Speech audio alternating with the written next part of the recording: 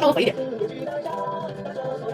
我用吃烧鹅，就感觉它那什么，它可能肥一点。谢谢你会关注。对，鹅肉厚，居然一过去直接啃，它直接爽了。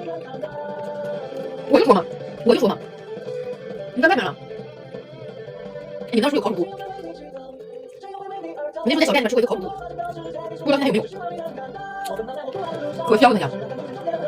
小寨是的，待好久了，哇，豆包。